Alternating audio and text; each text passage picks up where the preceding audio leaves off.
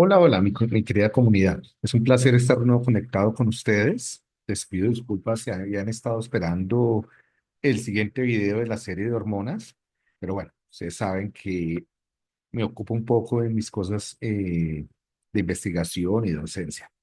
Pero acá estoy para traerles este nuevo video sobre hormonas sexuales. ¿Sí? El eje HHG o HPG, como lo quieran llamar. Antes de iniciar con el video, les recuerdo algunas cositas. Primero, les agradezco a los suscriptores, aquellos que son miembros del canal, dan un aporte muy importante al canal durante estos meses. No son muchos, pero el aporte se siente y es gratificante. A los que dejan comentarios, dan su like y ven los videos, pues también les agradezco por estar ahí. Esto lo hago por ustedes, y para difundir el conocimiento. Sigan comentando, sigan compartiendo y suscríbanse. Los que no están suscritos y los que quieran hacerse miembros, recuerden que hay unos beneficios para ustedes, como ver primero los videos, respuestas inmediatas a sus comentarios y envío de literatura, compartirles materiales, etcétera, ¿no? Y para los que no están suscritos, pues desafortunadamente no puedo enviarles ni materiales ni puedo compartirles literatura, que muchos me piden como fuentes y literatura, ¿sí? Entonces, en todas las presentaciones estoy dejando un conjunto de DOIs, ¿sí? Que son los códigos con los que pueden identificar los videos. Entonces, con estos DOIs, ustedes pueden ver, pueden acceder a la literatura de una forma mucho más fácil. Bueno, entonces vamos a entrar en materia. Vamos a hablar hoy de el eje HPG, hipotálamo pituitaria gonadonal, o HHG, hipotálamo hipófisis gónadas, ¿sí? Entonces, como lo quieran llamar, si le llaman hipófisis o si le llaman glándula pituitaria. Entonces, este eje, recordemos que comienza con el hipotálamo, el cual produce una hormona llamada hormona liberadora de gonadotropina. Eso se produce a partir de la activación de un gen y básicamente estas neuronas que producen la hormona liberadora de gonadotropinas están en un núcleo llamado el núcleo arcuado del hipotálamo. Estos se liberan sobre la sangre portal de la y van hacia la hipófisis, donde allí las gonadotropinas van a estimular la hipófisis anterior para producir dos hormonas, la hormona luteinizante y la hormona estimulante del fascículo, las cuales a su vez van a viajar a través de toda de la sangre y van a llegar a los genitales, ya sea de hombres o mujeres. O sea, acá el principio es igual para hombres y mujeres, luego se divide, ¿no? Para hombres los genitales serán ovarios y para mujeres, y para los hombres serán los testículos. A su vez, las mujeres van a producir en el eje ovárico, ¿sí? Van a producir dos hormonas, estrógenos, estradiol básicamente, y progesterona, tanto en este caso la hormona luteinizante como el estradiol, como la progesterona, van a retroalimentar. Recuerden que esto es un sistema de retroalimentación negativa. Entonces, en la cantidad de hormona, en la medida que incrementa, va a inhibir el hipotálamo y la hipófisis. En la medida en que se inhibe el hipotálamo y la hipófisis, pues el eje se vuelve, se apaga, se inhibe, se deja de producir todas las hormonas, se percibe que no hay suficiente producción de hormonas y vuelve y se inicia el eje, ¿no? Así se mantiene el regulado del eje en esto que hemos llamado eh, regulación negativa, ¿no? Retroalimentación negativa. Los estrógenos y la progesterona adicionalmente van a circular por toda la sangre, influyendo en todos los órganos que tengan eh, receptores para estas hormonas, estrógenos, progesterona, testosterona o receptores de andrógenos mejor. Bueno, voy a avanzar para introducirme en cada uno de los ejes específicos. Entonces, acá vemos el eje ovárico, que es el que produce principalmente estrógenos, ¿sí? En el eje ovárico, pues el final es la producción de estrógenos, ¿no? Entonces, aquí lo tenemos, esta parte.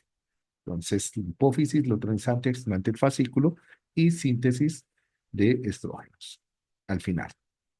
No voy a entrar a profundizar cómo es que se da, qué es lo que hace cada hormona. de leucotriensalante y estimulante del fascículo. Eso lo podrán ver en otros videos o en consultar en libros o en otros canales donde profundicen un poco más en la regulación específica de estas hormonas en el control del ciclo menstrual y la maduración de los óvulos. Creo que ese no es el interés de nosotros en este momento. Si lo quieren saber, déjenmelo en los comentarios, de pronto hago otro video más específico.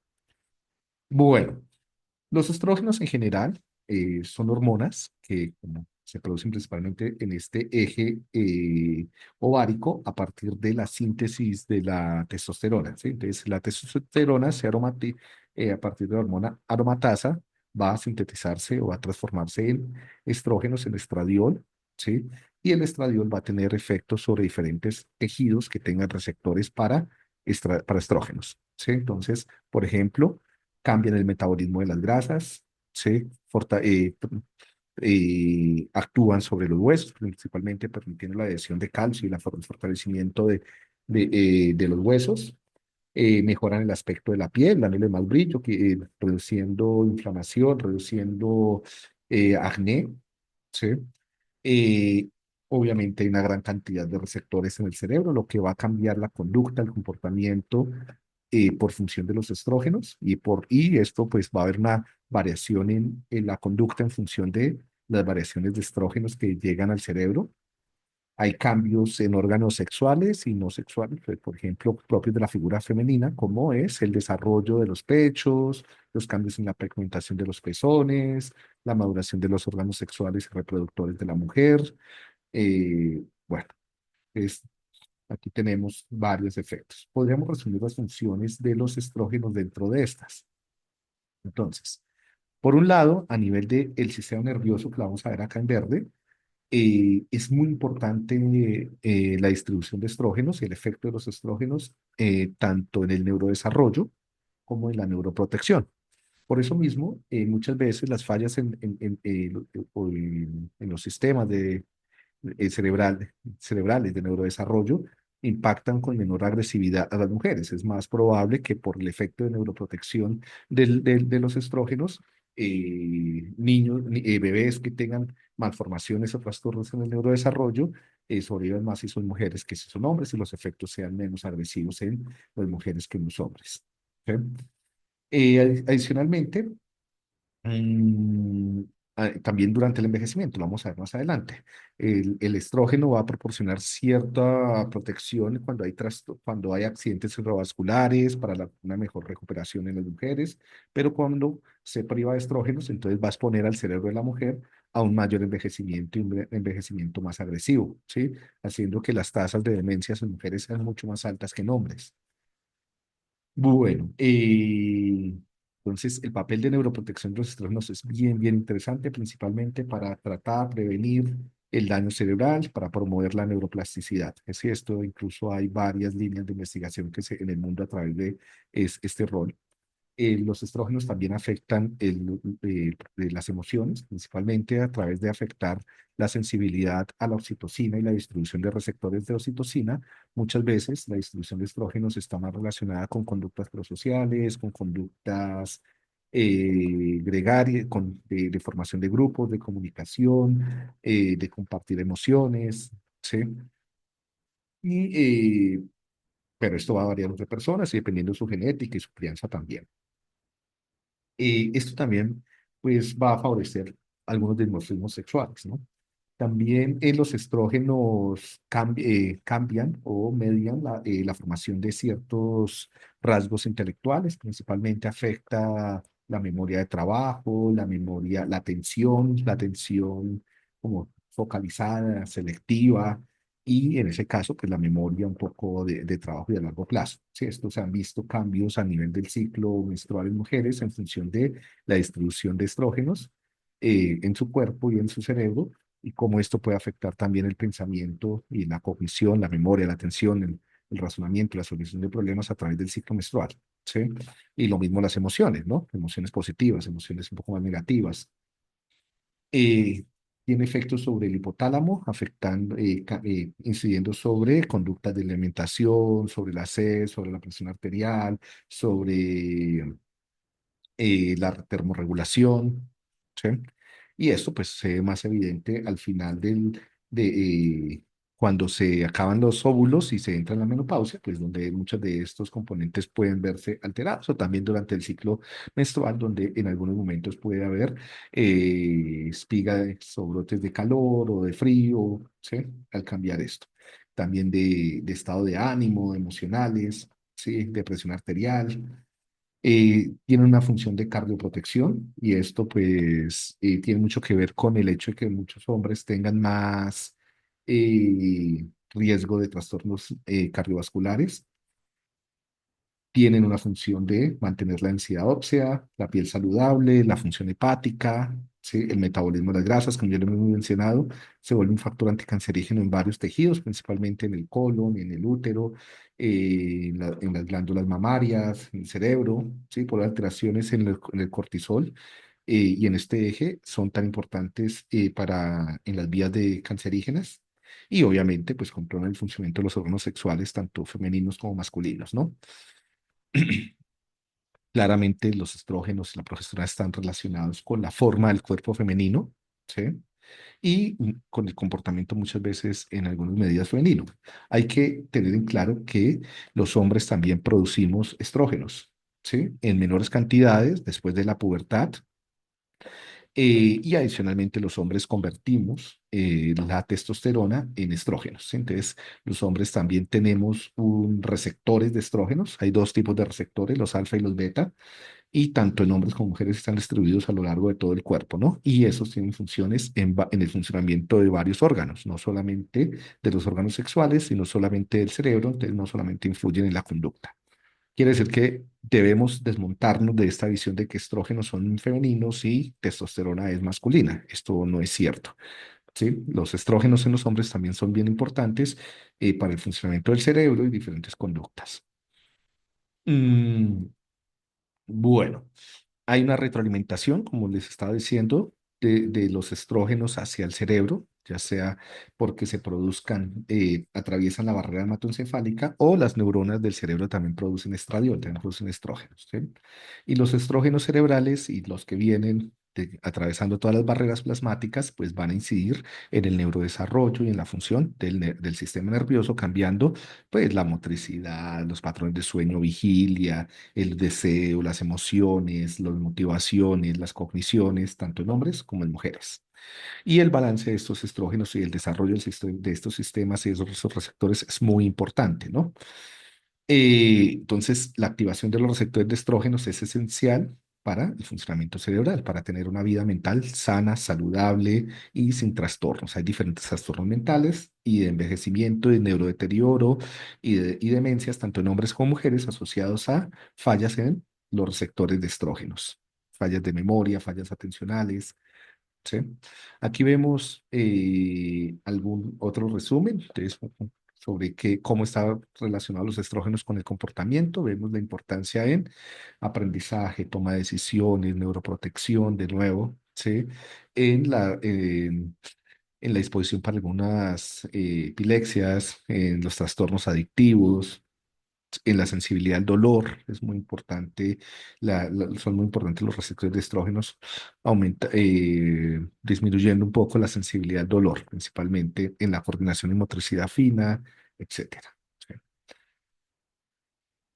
Bueno, claro, los estrógenos en las mujeres, el eje va a cambiar su funcionamiento a través del ciclo menstrual, ¿sí? Y esto desde la pubertad. Entonces, este ciclo, podríamos pensar que si tomamos como inicio el momento del periodo, ¿sí? Va a tomar, aquí en este momento vamos a tener los niveles más bajos de estrógenos, de hormona estimulante del fascículo y luteinizante, y progresivamente estos bajos niveles de estas hormonas van a ser percibidos por el hipotálamo y la hipófisis y van a activar los genes del núcleo arcuado para que comience a liberarse otra vez estas hormonas que van a activar el eje, ¿no? Entonces, estas hormonas que activan el eje van a madurar el óvulo y van a permitir que el óvulo también se libere. Cuando el óvulo madura y se libera, que sería en la fase de ovulación, ¿sí? Unos momentos antes vamos a tener los picos más altos de estrógenos, ¿sí? Entonces, el óvulo, básicamente, el ovocito es el encargado de la producción de estos estrógenos y vemos como alrededor de la ovulación vamos a tener los picos más altos de estrógenos, de progesterona, de hormona luteinizante y hormona estimulante del fascículo, ¿sí? Y si el óvulo no es fecundado, ¿sí? La progesterona va a seguir aumentando y va a favorecer, si el óvulo no es fecundado en este espacio, que es como el momento de mayor fertilidad, entonces el óvulo va a morir, el endometrio se va a desprender y todo esto va a va a dejarse de producir estrógenos. Esto se va a y este nivel bajo de estrógenos pues va a conllevar a un nuevo periodo y que se reinicie el ciclo. ¿Sí? Entonces, todo lo anterior, todo lo que está acá, va a cambiar durante el mes en función de esto, ¿no?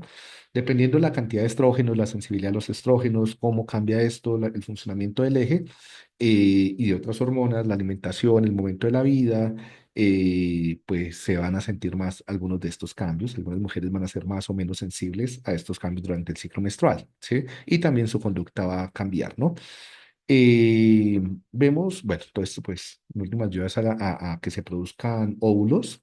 Recordemos que las mujeres van a tener antes del nacimiento, a formar todos los óvulos que van a tener durante su vida, ¿sí? Estos óvulos van a estar almacenados. Con la pubertad se va a comenzar a madurar y a liberar un óvulo mensualmente en promedio, ¿sí? Y estos ovocitos, bueno, si no son fecundados, se pierden, se eliminan con la menstruación y por lo tanto, como hay un número finito, delimitado, limitado, entonces va a haber un momento en que se acaban.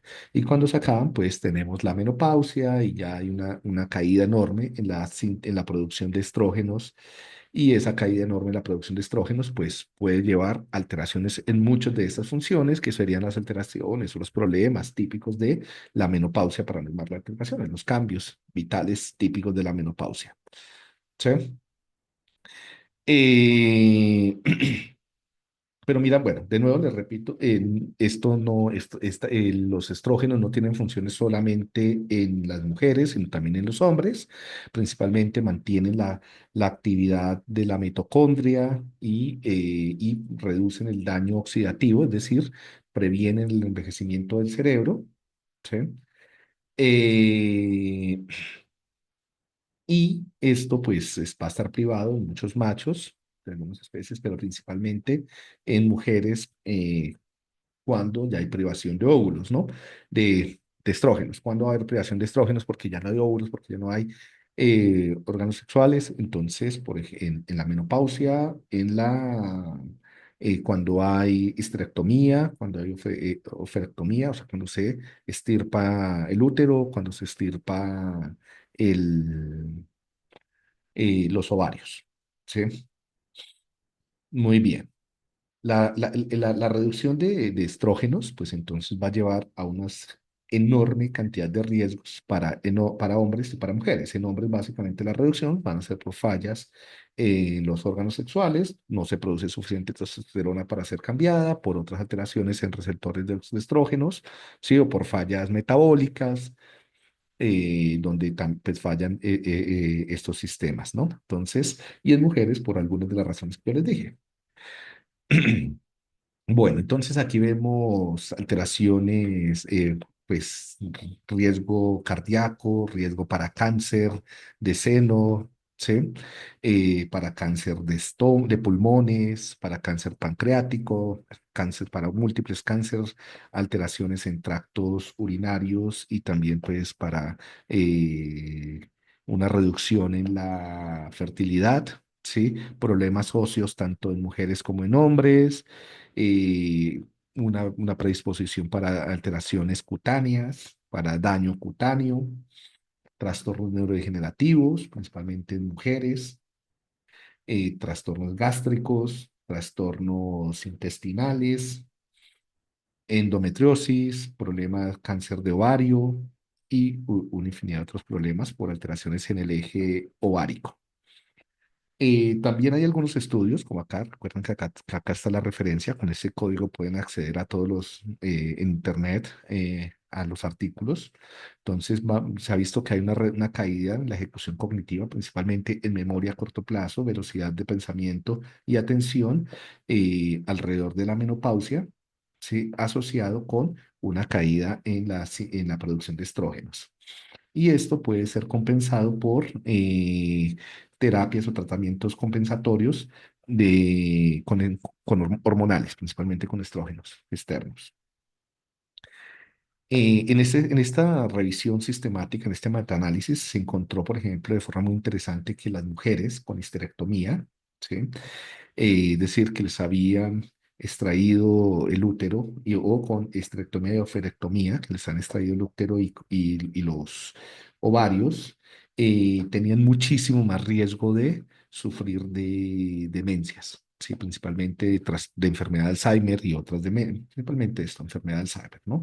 Entonces, porque se pierde la neuroprotección que proporcionan los estrógenos, ¿sí? Entonces, y esto, pues, serían un poco las cadenas moleculares que están llevando a este riesgo, ¿no? Entonces, la pérdida del estrógeno, pues, conlleva una falla mitocondrial, conllevando a una muerte neuronal, conllevando a demencias, ¿sí? Entonces, en resumen, a partir de este mismo metaanálisis, lo que tenemos es que bajos niveles de estrógenos generan alteraciones o problemas en el procesamiento o en la señalización dopaminérgica, colinérgica, fallas de la mitocondria, mayor inflamación general y cerebral, pérdida de la plasticidad de la neuroprotección. Todo esto es un riesgo muy alto para esquizofrenia, trastorno del sueño, trastorno de Alzheimer, enfermedades cerebrovasculares, alteraciones de la memoria, depresión, trastornos atencionales y envejecimiento cerebral acelerado. Hay que ver, esto también puede haber más incidencia, por ejemplo, en mujeres con trastornos del ciclo menstrual, mujeres con trastornos de ovario poliquístico, trastornos endometriosis, ¿sí? Donde los niveles de estrógenos pueden estar deficitarios a lo largo del ciclo. ¿Sí? Entonces aquí pues es muy importante que haya un acompañamiento tanto del endocrinólogo como de sus ginecólogos constantemente. ¿Sí? Ahora volvemos con esos temas porque con los disruptores hormonales. Bueno, pasemos ahora a hablar sobre la testosterona. La testosterona, pues, es una hormona que es producida por el eje testicular, ¿sí? Está encargada, pues, de la maduración de los rasgos sexuales primarios de los hombres, ¿sí? Crecimiento, descenso de los genitales, crecimiento de los genitales, cambios en la piel, el vello púbico y también, pues, a través de la síntesis de otras hormonas, como la de hidrotestosterona, pues la barba, el vello axilar, bueno, y el mantenimiento del cabello. Además, la testosterona, por su efecto sobre el cerebro, pues es muy importante también para darnos sensaciones de energía, vitalidad, fuerza y para mantener eh, como un nivel de alerta mucho más alto de competición y de procesamiento rápido de la información. ¿Sí? Vemos que la testosterona se sintetiza a partir lo mismo de los colesteroles, ¿sí? Y hace parte de una serie de moléculas que se conocen como andrógenos, ¿sí? Entonces tenemos varios tipos de andrógenos que son los que están acá. Dentro de ellos, lo más famoso es la testosterona y la DTH, que sería la dehidrotestosterona, ¿sí? Y a partir de la testosterona, pues como ya lo mencioné, se aromatiza se aromatiza y se produce el estradiol y el estrógeno. ¿Sí? El estradiol es el principal estrógeno en los humanos. Vemos acá la distribución de receptores de testosterona tanto en hombres como en mujeres como en hombres. Entonces, las mujeres también necesitan, o sea, también producen testosterona a través del eje HHG y también a través de las glándulas suprarrenales. Y la testosterona que producen las mujeres va a ser pues, muy importante para las funciones del cerebro, funciones perceptuales, funciones de los pulmones, la formación de músculo, el desarrollo y formación también de de los órganos sexuales. eh, y en la piel, bueno, tenemos una gran cantidad de los riñones, de funciones que están controlando la testosterona.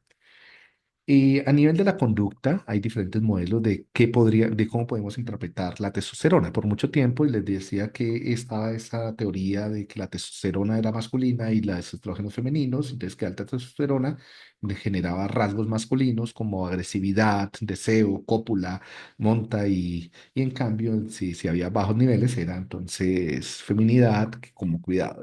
Esto ha venido siendo replanteado. En este artículo, por ejemplo, nos proponen un nuevo modelo donde la alta distribución de receptores de testosterona y testosterona estaría más relacionada con conductas de competición y conductas un poco defensivas. También la testosterona está bastante relacionada con el control del estrés, ¿sí? Y en últimas depende también de la relación con otras hormonas, como el cortisol, los estrógenos, la oxitocina, etcétera, ¿sí? En cambio, los bajos niveles de testosterona estarían más asociados con momentos de la vida donde es importante la crianza y las interacciones prosociales, amorosas y de cuidado. ¿Sí? Entonces, y en esa medida también pues las relaciones sociales necesitan testosterona, principalmente para mantener como el control, el acatamiento de normas, la disciplina y las jerarquías dentro de los grupos sociales. ¿Sí? Entonces siempre no tendríamos solamente momentos de alta testosterona o de baja, sino bueno, habrían oscilaciones a través de las exigencias sociales, tanto para hombres como para mujeres. Y sí, dependiendo de la distribución de receptores, pues podríamos ver variaciones en la personalidad, en las tendencias de las personas a ser un poco más competitivos, cuidadosos, prosociales, ¿sí? Defensivos, etcétera. Entonces, mm, lo mismo durante relaciones de pareja, tal vez la testosterona será muy importante, siempre va a estar involucrada con el deseo, con las ganas, con el líbido, con la lujuria, ¿sí? Pero pues en las relaciones de pareja no todo es este tipo de química sexual, sino también se necesita vínculo, compasión, acompañamiento, cuidado, donde tendríamos que reducirla en ciertos momentos, ¿no? Entonces siempre es un equilibrio entre altos y bajos niveles de testosterona en hombres y mujeres, en los dos, ¿no? Una mujer también necesita subir sus niveles de testosterona para sentir más deseo, lo cual puede subir durante la fase de ovulación, ¿sí? Entonces es bien interesante esa dinámica hormonal. Bueno, y como cuando falla el sistema de la testosterona, porque falla el sistema testicular, no se está produciendo suficiente testosterona o hay falla en los receptores. Esto puede suceder por varias causas, por ejemplo, mala alimentación, exceso de estrés, mal sueño, etcétera. Pues vamos a ver un exceso de inflamación, trastornos cardiovasculares en hombres con bajos niveles de testosterona principalmente tienen un riesgo enorme de obesidad, de diabetes, de infartos cardíacos, de taponamientos de arterias, de arteriosclerosis, de arritmias cardíacas, de trombosis, de enfermarse recurrentemente. Además, falla el cerebro, entonces se cae el deseo sexual, se cae la motivación, hay un síndrome de fatiga crónica, hay alteraciones, hay problemas para pensar rápidamente, para sentirse vigoroso, para poder plantearse metas, ¿sí? Tanto en hombres como mujeres. Y fallas, por ejemplo, en la función renal, con incrementos de algunos indicadores de falla renal, por ejemplo, ahí puede haber y del hígado, puede haber un incremento en el colesterol de alta densidad, ¿sí? Y muchas veces pues se cree que no se encuentra o no se asocia esto con una caída enorme en la testosterona. Sí, esto pues la pregunta grande es por qué se cae la testosterona. Se cae por eh, pues una nutrición muy mala, llena de disruptores hormonales, una nutrición basada principalmente en comidas azucaradas, fritas, paquetes, grasas saturadas, comidas con, llenas de adictivos, hiperprocesadas, una reducción en la actividad física, principalmente poco más de intensidad muscular, baja actividad sexual, una pobre calidad del sueño. Todo esto conlleva a bajos niveles de testosterona, pero también lo agudiza los bajos niveles de testosterona. Entonces se entra en un ciclo nocivo, ¿no? En una retroalimentación tóxica y estrés incontrolado, sensaciones de soledad. Esto se afectó muchísimo durante la pandemia, tormentas de inflamación con enfermedades recurrentes, con unos incrementos abruptos en, por ejemplo, en células inmunes como linfocitos, ¿sí? Y también por el uso de algunas drogas, principalmente anabólicos, otras drogas de adicciones, ¿sí?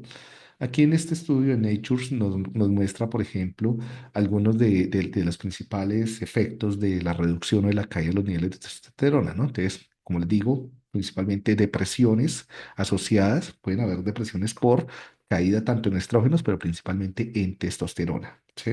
Tanto en hombres como mujeres. Entonces, hay un tipo de depresión muy típica de baja testosterona. Esto pues va acompañado de obesidad, de fatiga, de problemas con el colesterol, de problemas con el deseo sexual, ¿sí? De problemas de memoria, de problemas de sueño, eh, de exceso de estrés, entonces, y para esto pues los antidepresivos no sirven, ¿no? Entonces no hay que meterle antidepresivos a cosas que van por otra ruta.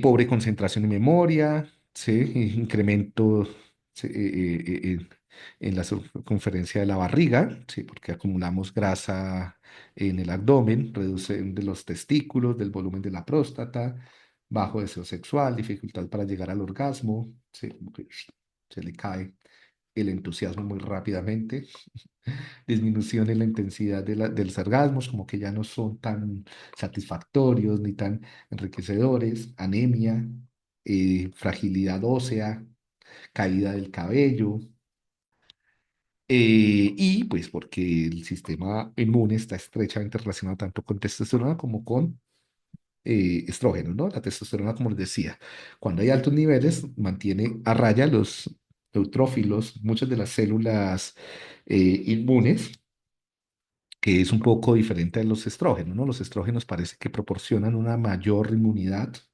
anticipatoria, protectiva, mientras que la testosterona y la progesterona parece que reducen, como vemos acá, todas estas células inmunitarias, ¿no? Entonces hay menor inflamación cuando hay altos niveles de testosterona, ¿no? Y esto, pues, la inflamación, recordemos que es una de las principales causas de la depresión, de los trastornos y de las demencias, ¿no? Entonces también tenemos que mantener esto funcionando. Bueno, ¿cómo se desarrolla esto? Pues los ejes se desarrollan a partir de un regulador que está inactivado durante el periodo infantil. Este regulador se activa durante el periodo juvenil, principalmente, digo, está desactivado, o sea, otra vez.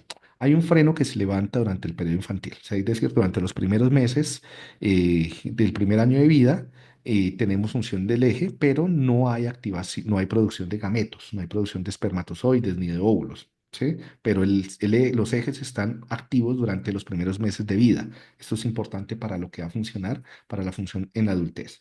Luego, durante el periodo juvenil, o sea, la niñez, el eje se apaga, básicamente se le pone un freno para que el eje no funcione y ese freno se le quita por unos como sensores somáticos del desarrollo corporal, ¿sí? Entonces le dice, hey, quite el freno, entonces el eje se activa y comenzamos otra vez y ahí sí, y entramos en la pubertad, ¿no? Que en la pubertad ya maduran las gónadas y comienzan a producirse los gametos, espermatozoides y óvulos y ya estamos dispuestos sexualmente a reproducirnos, ¿no? Entonces, estas serían las fases de desarrollo del eje. Entonces, tenemos una fase fetal donde se van formando los órganos, el eje está activo para formar algunos de los órganos. Una mini pubertad durante el primer año, donde descienden los testículos, por ejemplo, en hombres, y donde se ajusta el sistema para lo que hace la vida adulta. Se apaga el eje durante la niñez, donde hay inhibición de todos los rasgos sexuales, deseos sexuales. Por eso es muy difícil de hablar de niños con conductas sexualizadas. Eso es otra cosa y eso es otro tema, eso lo trataremos después.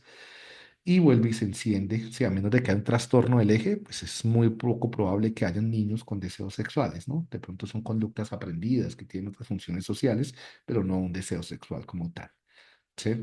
Y esto vuelve a madurar ya sobre la adultez y vuelve a cambiar en la adultez tardía. Es lo mismo, ¿no? Son como esto, aquí durante estos ciclos van formando los dimorfismos cerebrales y corporales, no solamente en el eje, sino pues en el cerebro, en el cuerpo, ¿sí? Por ejemplo, en el cerebro vemos acá, vemos una fase de organización donde hay bajo estradiol, hay un incremento de testosterona, ese incremento perinatal, o sea, antes y después del nacimiento de la testosterona, hace que se suban los niveles de estradiol porque se convierte la testosterona en estradiol, eso masculiniza el cerebro, más que el cerebro, algunas regiones cerebrales, y esto por lo menos en animales está relacionado con conductas masculinas o femeninas. En humanos es mucho más complejo y no se puede reducir a este tipo de patrones, ¿sí? Entonces vemos los mismos patrones, un alto nivel de testosterona que produce estradiol, que va a masculinizar el cerebro y luego se apaga el sistema hasta la pubertad, ¿sí? Lo que se va a masculinizar son regiones particulares del hipotálamo principalmente y del cerebelo un poco, y esas regiones pues son lo que más adelante van a dar uno de los dimorfismos, pero no es que exista un cerebro masculino y un cerebro femenino, todos tenemos más un cerebro intermedio con algunas regiones más masculinizadas o feminizadas, dependiendo de nuestra genética y también de la epigenética, ¿sí? Bueno, ¿y qué puede alterar este sistema? Pues este sistema lo altera básicamente diferentes factores biológicos, pero principalmente ambientales, ¿no? Entonces, para que más o menos se sincronice en qué momento se da la pubertad, es decir, el desarrollo sexual. Entonces vemos que en la pubertad tiende a estar regulada por factores como la etnia, ¿sí? El entorno en el que vivimos, todo esto en últimas influye sobre la epigenética, es decir, sobre cómo se controlan los genes para que se active el eje HG durante la pubertad, ¿sí?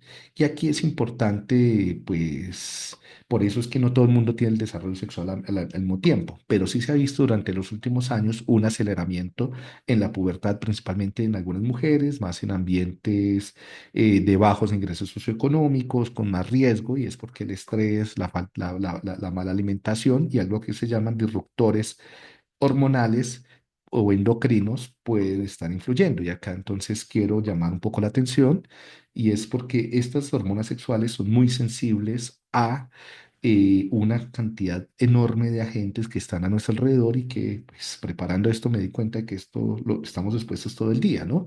A todos los plásticos de los contenedores, por ejemplo, a los productos de limpieza, principalmente los industriales y más agresivos, sí, a los disolventes, a todos los plásticos de los electrodomésticos, a las mujeres, mucho ojo con esto, al maquillaje, ¿no? Y a otros productos, a los plásticos y a los microplásticos que están en el ambiente y en los empaques, a los pesticidas y fungicidas y demás que se usan en gran parte de la producción de alimentos, metales pesados. Pues todas estas moléculas químicas, se llaman químicos disruptores endocrinos, interfieren con estos ejes y estamos expuestos a ellos antes de nacer. ¿Sí? Entonces, ni siquiera lo que ha sido nuestra vida, sino también lo que fue la vida de nuestros ancestros y a través de la epigenética, pues se van transmitiendo los efectos, ¿no? Entonces, por ejemplo, en ese estudio se mostraba que incluso la alimentación saludable está llena de disruptores endocrinos, ¿no? Este estudio es muy interesante para que lo revisen.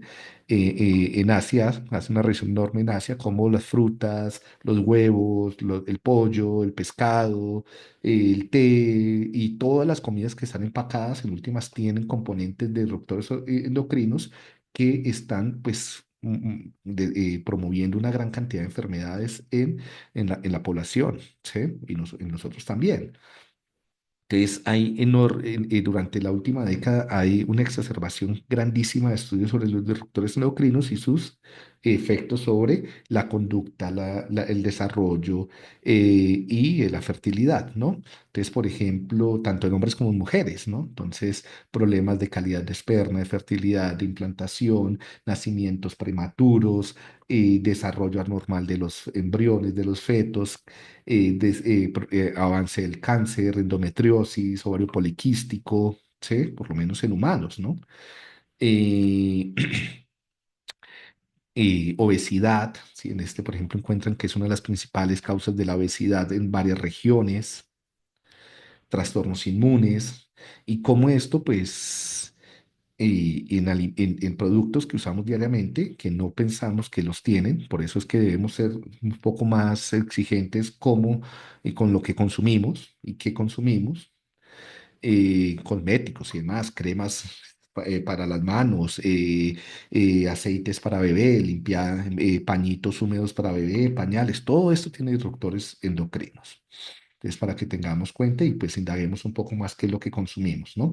Entonces, afectan enormemente la fertilidad y el desarrollo de los bebés, generando alteraciones epigenéticas. Hay una relación muy grande entre disruptores endocrinos y pues fallas del neurodesarrollo. Entonces, también ahora se está concibiendo como una de las principales causas de autismo, déficit atencional, problemas de depresión infantil, problemas de conducta infantil, problemas de conductas antisociales infantil, ansiedad infantil, para que lo tengamos en cuenta, ¿no? Entonces, muchas veces también no es solo fármacos y darle pastillas a los niños para que tratar sus trastornos mentales, sino cambiar los estilos de vida y el acceso a estos disruptores, ¿no? Entonces, vemos que hay una gran cantidad de estudios que los muestran. ¿Sí? Entonces vemos aquí en últimas que los disruptores endocrinos están relacionados con cáncer de seno, con enfermedades uterinas, falla ovárica, irregularidad, ovario poliquístico, enfermedad, cánceres genitales, cánceres también de pulmón, ¿sí? Pubertad precoz. Bueno, y ya para cerrar esta larga charla, y es como dejarles de reflexión, ¿qué pasa? Ya dijimos que es malo cuando se le quitan los genitales o los órganos, o se alteran los órganos sexuales en humanos, ¿no? Pero ¿qué pasa con lo que hacemos con nuestras mascotas, perros y gatos que estamos castrando? Con Ezequiel, un amigo de Costa Rica que es muy buen entrenador canino, sí, es como el encantador de perros de Costa Rica, entonces, pero serio, si este no es carretudo, sino de verdad lo hace con ciencia. Con él estuvimos charlando, si él tiene unos videos, hizo una serie de programas de difusión sobre la polémica que hay alrededor de la castración de las mascotas, ¿no? Muchas veces pues se castra para hacer todo esto, ¿no? Para eliminar agresiones, micciones, montas, evitar que se escapen los animales, para prevenir el celo en las perras o en las gatas, ¿sí? Control de la natalidad, pero vemos que muchas de estas conductas no se eliminan castrando. De la castración son más los mitos que hay alrededor de la castración. Claro, esto es un negocio enorme por parte de los veterinarios y de algunas agencias estatales, pero debería ser reconsiderado y pensárselo muy veces en qué momento castramos un animal. Por lo menos no deberían ser castrados de jóvenes. Si lo vas a castrar, que por lo menos si son perras, son eh, de- eh, hembras, que sea después de que hayan tenido su primera camada. ¿Sí? El embarazo les da, y ser mamá les da cierta protección. Y machos un poco más tardíamente.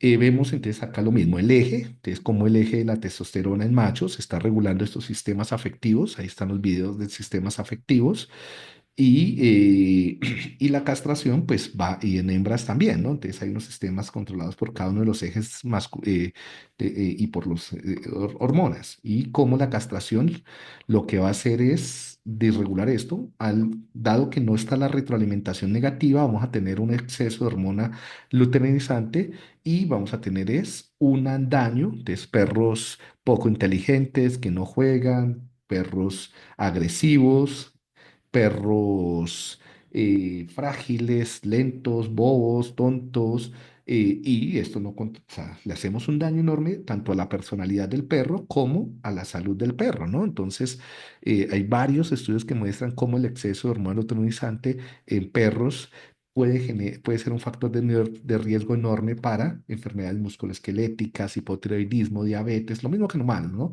Enfermedades inmunes, dermatitis, trastornos cerebrales, entonces perros con demencias, con una cantidad de cánceres, con síndrome de Cushing, con estos cánceres, ¿sí? Les dejo estas diapositivas ahí para, pues, o sea, para que ustedes tomen fotos y puedan revisarlo con más detalle. Y entonces, en últimas, parece que esto termina siendo más un daño y una tortura para estos animales por algo que nosotros no queremos controlar, ¿no? O no toleramos. Pero bueno, voy a dejar hasta acá este video, que es un poco largo. Tengo que partir a dictar clases. Entonces, ha sido un placer. Les mando un abrazo a todos ustedes. Comenten, espero que les sea de utilidad lo que hemos hablado. Hasta pronto y estamos en contacto. Chao.